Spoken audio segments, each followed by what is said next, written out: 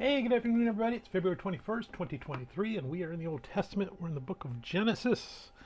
We are going to read from chapter 47, verse 13 to 26, I think, today. Let me take a look.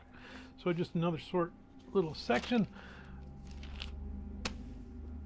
Thankfully, because we've had a lot of long ones, so hopefully this won't take us quite as long as those. But what's really interesting is these little short sections seem to pack a whole lot into them. And this one is no different. We were talking about the Israelites coming, or Israel and his descendants, which is a little bit less than 100, coming into Egypt. And one of the reasons they came into Egypt was because God needs to protect them, because the Canaanites where they were starting to get jealous and wanted to wipe them out. And their city-states and nations, and again, we only had less than 100 in this family, so they need a little protection. They need some room to grow. They need some resources because there's a famine going on. It's in Egypt. We have Joseph. God has placed him in a powerful position in Egypt so he can help his family out. So this is the next step. That's what we need to do. We need to get Israelites in Egypt protected so that they can start to grow and develop. And along the way, God wants them to learn some lessons. And in here, we're going to see some lessons.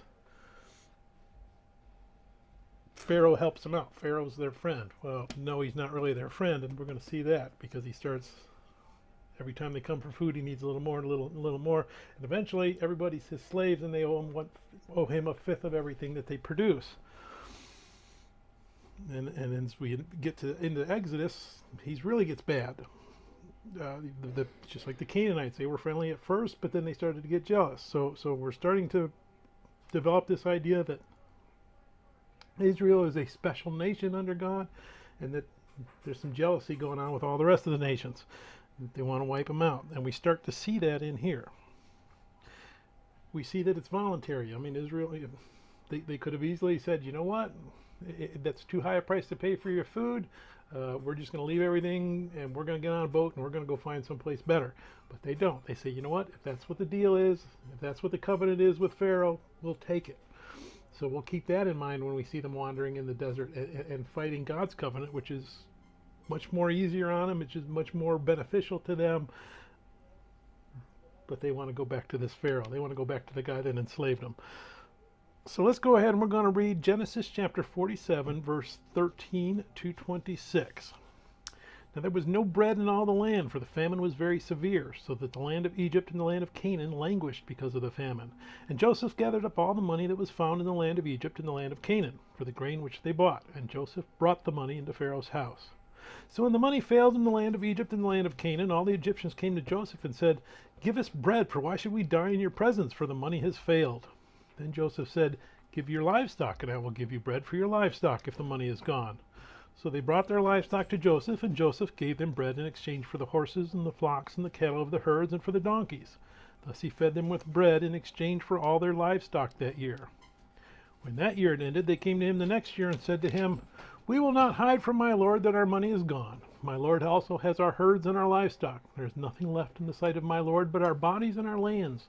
Why should we die before your eyes, both we and our land? Buy us and our land for bread, and we and our land will be servants to Pharaoh. Give us seed that we may live and not die, that the land may not be desolate." Then Joseph bought all the land of Egypt for Pharaoh, for every man of the Egyptians sold his field, because the famine was severe upon them. So the land became Pharaoh's, and as for the people, he moved them into the cities, from one end of the borders of Egypt to the other end. Only land of the priests he did not buy, for the priests had rations allotted to them by Pharaoh, and they ate their rations which Pharaoh gave them. Therefore they did not sell their lands.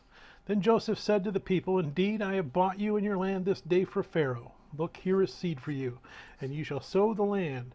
And it shall come to pass in the harvest that you shall give 1/5 to Pharaoh. 4/5 shall be your own, as seed for the field and for your food, for those of your households, and as food for your little ones."